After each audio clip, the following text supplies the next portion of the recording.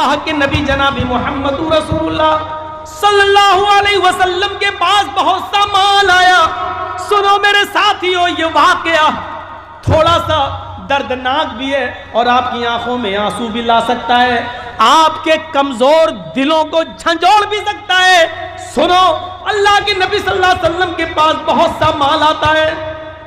ابو عبیدہ ابن الجراح بحرین سے مال لے کر آتے ہیں. ایک عرب ملک ہے بحرین، پہلے سب عربی ملک ایک تھے. جب یہ مال آیا، بہت سا مال آیا، اس میں صحابہ کو بال بڑھنا تھا، مال غنیمت صحابہ کو تقسیم ہونا تھا. اعلان کر دیا جاتا ہے فجر کی نماز کے بعد اللہ کے نبی اس مال کو لوگوں میں تقسیم کریں گے، تمام لوگوں کو ان کا پورا پورا حق ملے گا. حضرت عائشہ نے فرمایا اے اللہ کے نبی، کیا آپ کا بھی حصہ ہے؟ آپ نے فرمایا ہاں، اس مال غنیمت میں سب کا حصہ ہے. عائشہ مجھے بھی حصہ ملے گا. حضرت عائشہ کہتی ہیں اے اللہ کے نبی، 15 دن سے میرے گھر میں چولہا نہیں جلا، 15 دن سے چولہا نہیں جلا. کہیں سے کھجور آ گیا، کھا لیا، پانی پی لیے، کھجور و پانی پہ گزارا چلتا رہا. امی عائشہ کہتی ہیں اے اللہ کے نبی، فجر کی نماز کے بعد جب آپ لوگوں کو ان کا مال تقسیم کریں گے تو آپ کو بھی تو آپ کا حصہ ملے گا. فرمایا ہاں، مجھے بھی میرا حصہ ملے گا. اللہ کے نبی فرماتے عائشہ، چولہا سنبھال لو، لکڑیاں رکھ لو، چولہے کی پتائی اتائی کر لو، جو کرنا کر لو. کل ہمارے گھر پہ ہی گوشت پکے گا، کل سالن ہمارے گھر میں بھی بنے گا. فجر کی اذان کی آواز آتی ہے، حضرت بلال فجر کی اذان دیتے ہیں. اللہ کے نبی صلی اللہ علیہ وسلم جب مسجد کے اندر داخل ہوتے ہیں تو کیا دیکھتے ہیں؟ آج مسجد نبی کھچا کھچ بھری ہوئی ہے. صحابہ نے مسجد نبی کو پہلے سے بھر دیا ہے. آج سے پہلے کبھی اتنی جلدی مسجد نہیں بھری گئی. آج فجر کی نماز سے پہلے لوگ مسجد میں آ گئے، کھچا کھچ مسجد بھری ہوئی ہے. اللہ کے نبی صلی اللہ علیہ وسلم نے اتنے نمازیوں کو آج دیکھا تو پہلے مسکرا دیے ہیں، لیکن فوراً آپ کی مسکراہٹ ختم ہو گئی. فرمایا او، اب پتہ چلا کہ تم کیوں آئے ہو. شاید سن لیا ہے فجر کی نماز کے بعد مال تقسیم ہوگا. صحابہ ہنسنے لگے. ہاں، دل کے کتنے صاف تھے. ہاں اے اللہ کے رسول، اعلان ہوا تھا فجر کے بعد اللہ کے نبی مال تقسیم کریں گے، اس لیے ہم لوگ چلے آئے، ورنہ اپنے اپنے محلے اور قبیلے کی مسجدوں میں بھی نماز پڑھ سکتے تھے، لیکن مال میں ہمارا حق ہے، ہمیں ملے گا. اللہ کے نبی نے مال تقسیم کرنے سے پہلے جو فرمایا وہ سنیے. اللہ کے نبی فرماتے ہیں لوگوں، مجھے اپنے انتقال کے بعد تمہارے شرک میں اور بدعتوں میں مبتلا ہونے کا ڈر نہیں ہے.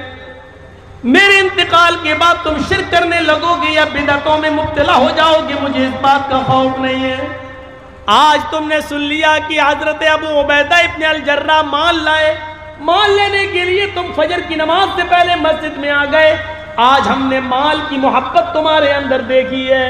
اب مجھے ڈر لگتا ہے میرے انتقال کے بعد یہ مال کی محبت تمہیں کہیں دین سے دور نہ کر دے، اسلام سے دور نہ کر دے، دین سے بیزار نہ کر دے، دین سے تمہیں کوسوں دور نہ کر دے. یہ مال کی محبت تمہیں دین سے دور نہ کر دے. خوش رہو، خوش ہونا چاہیے، یقیناً تمہیں تمہارا حصہ ملے گا، لیکن آج مال کی محبت تمہیں کھینچ کے لے آئی ہے. مجھے ڈر ہے کہ میرے انتقال کے بعد آنے والے زمانے میں، بعد میں آنے والے لوگ کہیں مال کی محبت میں اپنا اسلام نہ خرچ کر دیں، اپنا اسلام ختم نہ کر دیں، اپنا دین نہ بھول جائیں. بعد میں آنے والے لوگ کہیں مال کی محبت میں دین سے دور نہ ہو جائیں. اس کا جیتا جاتا نقشہ آج دیکھا جاتا ہے. دیکھ لیجئے، لوگ دین سے اتنے دور ہو چکے ہیں، اتنے دور، اور مال و دولت کی محبت میں اتنے غرقاب ہو چکے ہیں کہ اللہ کے نبی نے فرمایا قیامت اس وقت تک نہیں آئے گی جب تک تم اپنی آنکھوں سے یہ زمانہ نہ دیکھ لو. کون سا؟ قیامت اس وقت تک نہیں آئے گی جب تک تم اپنی آنکھوں سے یہ زمانہ نہ دیکھ لو. کون سا؟ یصبح الرجل مومنن ویمسی کافرن ویمسی مومنن ویصبح کافرن یبیع دینہ بعرض من الدنیا. تم دیکھو گے ایک انسان کو کہ وہ صبح فجر کی نماز جماعت کے ساتھ پڑھے گا، کلمہ پڑھے گا، دعا پڑھ کے اٹھے گا، فجر کی نماز کے بعد قرآن کی تلاوت کرے گا، تسبیح پڑھے گا، اللہ اکبر لا الہ الا اللہ سبحان اللہ سب کچھ پڑھے گا. صبح اٹھے گا تو وہ مومن ہوگا. یمسی کافرن، سورج ڈوبنے سے پہلے پہلے وہ کافر ہو جائے گا، سورج غروب ہونے سے پہلے پہلے وہ کافر ہو جائے گا. شام کو ایک آدمی کو تم دیکھو گے کہ وہ حالت ایمان میں وہ رات گزارے گا، مغرب پڑھے گا، عشاء پڑھے گا، آیت الکرسی پڑھے گا، تسبیح و تحلیل پڑھ کر بستر پہ سوئے گا، حالت ایمان میں وہ سوئے گا.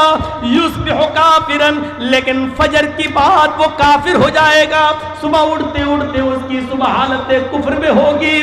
یبیع دینہ بعرض من الدنیا، وہ دنیا کے چند سکوں میں اپنے دین کو بیچ دے گا، وہ دنیا کے چند ٹکوں میں اپنا ایمان بیچ دے گا. دیکھ لو آج الیکشن لڑنے والوں کو وہ مندروں میں جا کر مسلمان ہونے کے باوجود وہ مندروں میں جا کے ٹیکا بھی لگوا رہے ہیں، مندر میں گھس کر مسلمان ہونے کے باوجود مورتیوں پر ہار بھی چڑھا رہے ہیں. غیر مسلموں کا ووٹ لینے کے لیے یہ سارے ہتھ کنڈے وہ اپنا رہے ہیں. یصبح الرجل مومنا ویمسی کافرا، صبح مومن ہوگا لیکن شام ہوتے ہوتے وہ کافر ہو جائے گا، شام کو مومن ہوگا صبح ہوتے ہوتے وہ کافر ہو جائے گا. یبیع دینہ بعرض من الدنیا، وہ دنیا کے چند سکوں میں اپنے دین کو بیچ دے گا. آج اس کا جیتا جاگتا نمونہ اپنی بہار کی سرزمین پر تم دیکھ سکتے ہو، اپنی پورنیہ کی دھرتی پر تم دیکھ سکتے ہو، کٹیہار کی سرزمین پر تم دیکھ سکتے ہو، پورے بہار کی سرزمین پر تم دیکھ سکتے ہو، اور اس میں داڑھی والے بھی شامل ہیں، تم ان کو بھی دیکھ سکتے ہو.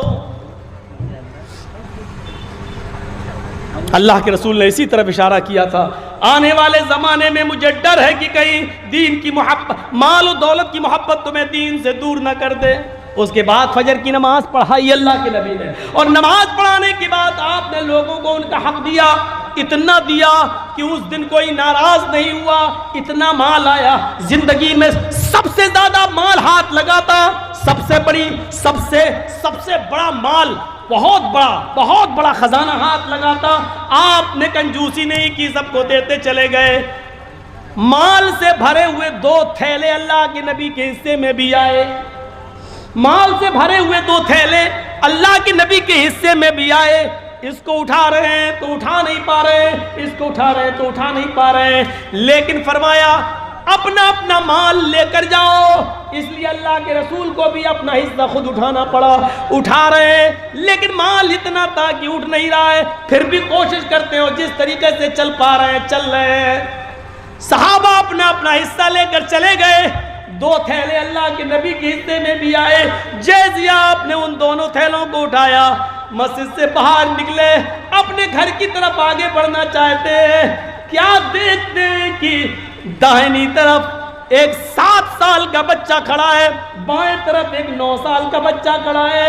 دائیں طرف دیکھا، اس نے ایک ہاتھ پکڑ رکھا ہے، تھیلا چھین رہا ہے. دوسری طرف دیکھا، 9 سال کا بچہ میرا دوسرا تھیلا پکڑ کے کھینچ رہا ہے. میں نے کہا کیا ہوا؟ اس نے کہا 7 سال کا بچہ، اللہ کے نبی میرا باپ اس دنیا سے انتقال کر گیا ہے، میری ماں کمانے کے لائق نہیں ہے، میں یتیم ہوں. دوسری طرف نظر دوڑائی، وہ کہنے لگا اللہ کے نبی میری ماں اس دنیا سے رخصت ہو چکی ہے، میرا باپ بوڑھا ہو چکا، وہ کمانے کے لائق نہیں، میں بھی یتیم ہوں. ایک نے کہا میرا باپ نہیں، دوسرے نے کہا میری ماں نہیں. اللہ کے نبی صلی اللہ علیہ وسلم نے پھر دیکھا تو 7 سال کا بچہ کہتا کہ میرے گھر میں 5 دن سے چولہا نہیں جلا. بائیں طرف دیکھا تو وہ کہہ رہا کہ میرے گھر میں 7 دن سے چولہا نہیں جلا. ہاتھوں کی گرفت ڈھیلی پڑ گئی. آپ نے کہا بیٹے یہ تھیلا تم لے جاؤ. دوسرا تھیلا آپ نے لیا اور کہا بیٹے یہ تم لے جاؤ. دونوں بچے اپنے سر پر تھیلا لاد کر لے جا رہے ہیں. اللہ کے نبی صلی اللہ علیہ وسلم ان کو دیکھ رہے ہیں. اور اس وقت تک ان دونوں بچوں کو دیکھتے رہے جب تک کہ وہ دونوں بچے نبی کی آنکھوں سے اوجھل نہیں ہو گئے، وہ دونوں بچے نبی کی آنکھوں سے دور نہیں ہو گئے۔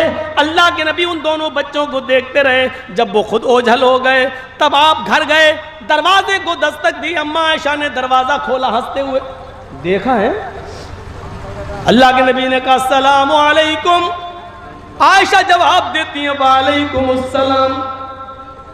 اللہ کے رسول، میرے شوہر، میرے سرتاج خالی ہاتھ گئے، خالی ہاتھ واپس، آپ تو اپنا حصہ لانے والے تھے، کیا ہوا؟ عائشہ ادھر آؤ، بستر پر بیٹھ جاؤ۔ بیٹھ گئی۔ کہا عائشہ راستے میں 2 یتیم بچے مل گئے، مال بہت ملا تھا، آج ہمارے گھر میں چولہا جلتا، لیکن 2 یتیم بچوں نے میرا راستہ روک لیا، ایک کا باپ نہیں، ایک کی ماں نہیں، ایک کے گھر میں 5 دن سے چولہا نہیں جلا، ایک کے گھر میں 7 دن سے نہیں چلا، میں نے ایک تھیلا اس کو دے دیا، ایک اس کو دے دیا، دونوں بچے اپنے اپنے گھر لے گئے۔ امی عائشہ کہتی ہیں ٹھیک ہے، اچھا کیا، لیکن دونوں تھیلوں میں سے ایک ایک 2 مٹھی نکال لیتے تو آج میرے گھر میں بھی چولہا جل جاتا۔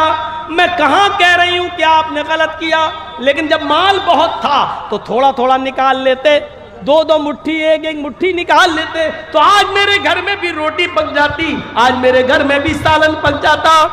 اللہ کے نبی فرماتے ہیں عائشہ میں نے سوچا کہ نکال لوں تھوڑا تھوڑا، لیکن پھر سوچا کہ 5 دن سے چولہا نہیں، اس کے 7 دن سے نہیں، میں نیت کر چکا تھا کہ میں پورا یتیم بچوں کو دے دوں گا، پھر میں نے اپنی نیت کو توڑنا گوارا نہیں کیا۔ حضرت عائشہ کہتی ہے ٹھیک ہے کوئی بات نہیں، لیکن پھر بھی تھوڑا سا نکال لیتے تو اچھا ہوتا۔ تو اللہ کے نبی نے اب جو جواب دیا وہ جواب یہ تھا عائشہ یتیمی میں نے دیکھی ہے تم نے نہیں، عائشہ یتیمی میں نے دیکھی ہے تم نے نہیں، عائشہ تمہارے باپ ابو بکر آج بھی زندہ ہیں، عائشہ تمہاری ماں آج بھی زندہ ہیں، تم نے یتیمی نہیں دیکھی ہے۔ یتیمی کا درد مجھ سے پوچھو، جب میں اپنی ماں کے پیٹ میں تھا 7 مہینے کا تھا، ابھی 9 مہینے پورا ہونے میں 2 مہینے باقی تھے، میرا اس دنیا میں آنے میں 2 مہینے کا وقت باقی تھا، میرا باپ مجھے میری ماں کے پیٹ میں چھوڑ کے دنیا چھوڑ کے چلا گیا۔ جب میں باہر آیا میں نے اس سنسار میں، میں نے اس دنیا میں، میں نے مکے کی فضا میں جب کھلی سانس لی تو بڑا ہونے کے بعد پتا چلا کہ میرے پیدا ہونے سے 2 مہینے پہلے ہی میرا باپ اس دنیا سے چلا گیا۔ عائشہ یتیمی کا درد مجھ سے پوچھو، جب میں 6 سال کا ہوا میری ماں مجھے اپنے ننیال، میرے ممیال یا ننیال لے کر گئی، مجھے میرے ماں اور نانا کے گھر لے کے گئی۔ جب میں لوٹ کے وہاں سے واپس آ رہا تھا میری ماں میری انگلی پکڑ کے مجھے چلا رہی تھی مقام ابوا، راستے میں ایک مقام پڑتا ہے وہی میرے باپ کی قبر تھی، میری ماں کہتی ہے بیٹے چلو تمہیں تمہارے ابو کی قبر دکھاتی ہوں۔ میری ماں نے جب مجھے میرے باپ کی قبر دکھائی اسی وقت میری ماں بھی اپنے شوہر کی جدائی برداشت نہ کر پائی اور اسی وقت وہ بیٹھ گئی قبر پر، بیٹھتے ہی اس کو اٹیک پڑتا ہے اور میری ماں کی روح کب سے انسری سے پرواز ہو جاتی ہے۔ عائشہ ایسا دن کبھی دیکھا ہوگا کہ ابھی اپنے باپ کی قبر دیکھ رہا ہوں اپنی آنکھوں سے، ابھی رو کر آنکھیں خشک بھی نہیں ہوئی، پلٹ کے دیکھا تو ماں کو بھی مرا ہوا پایا، پلٹ کے دیکھا تو ماں بھی اس دنیا سے چلی گئی، یعنی باپ کی قبر کو دیکھ کر ابھی پلٹا بھی نہیں تھا کہ ماں بھی مجھے چھوڑ کے چلی گئی۔ یتیمی کا درد میں نے دیکھا ہے عائشہ، جب مجھے میرے دادا نے پالا اور جب میں 8 سال کا ہوا تو میرا دادا بھی مجھے چھوڑ کے چلا گیا، یتیمی کا درد میں نے دیکھا ہے تم نے نہیں، اس لیے کسی یتیم بچے کا حصہ لینا میں نے گوارا نہیں کیا، اپنا سارا مال یتیموں کو دے دیا۔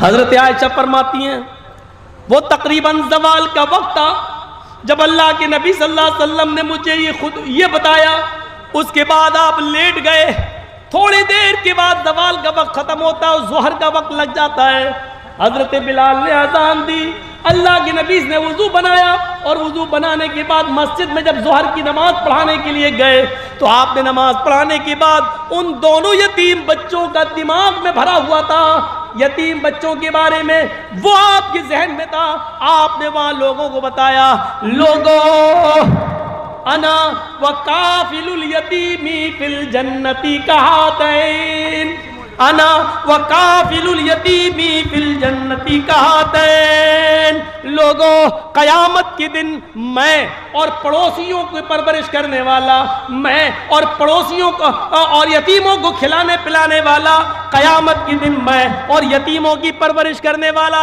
یتیم بچوں کو پالنے پوسنے والا، یتیم بچوں کا خیال رکھنے والا، قیامت کے دن ہم دونوں جنت میں ایسے رہیں گے۔ پھر آپ نے ان دونوں انگلیوں کو ملا لیا، ان دونوں انگلیوں کو ملا لیا اور فرمایا ہم دونوں ایسے رہیں گے جیسے یہ دونوں انگلی ملی ہوئی ہیں، یعنی یتیموں کی پرورش کرنے والا قیامت کے دن میرا پڑوسی بن کر رہے گا، میرا پڑوسی بن کر رہے گا۔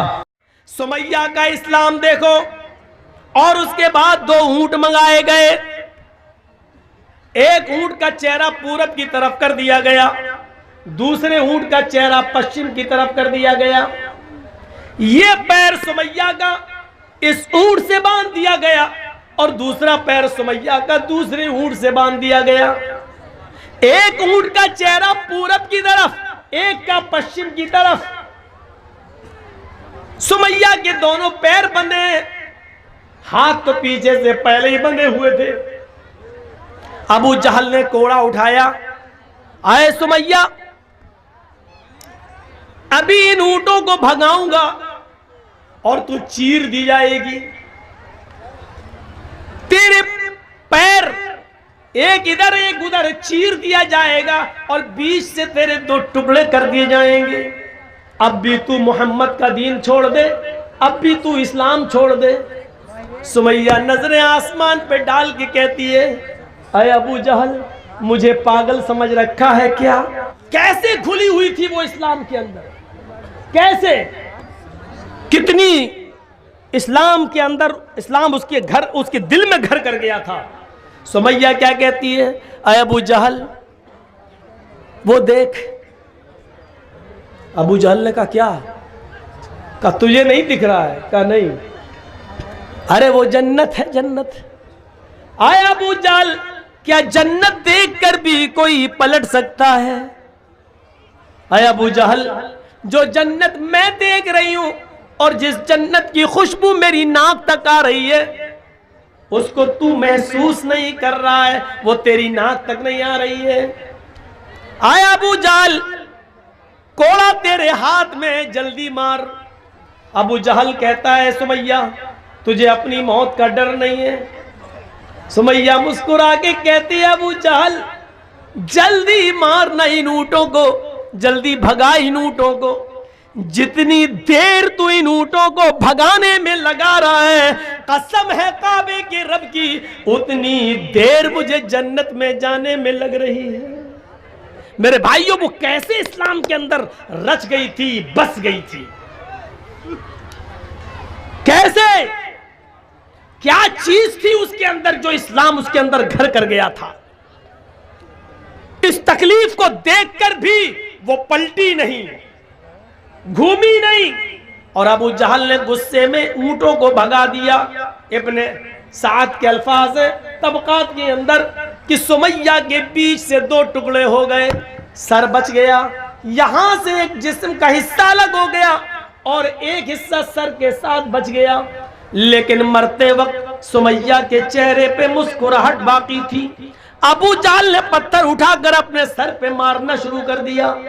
لوگوں نے کہا یہ کیا کر رہے ہو، پاگل ہو گئے ہو؟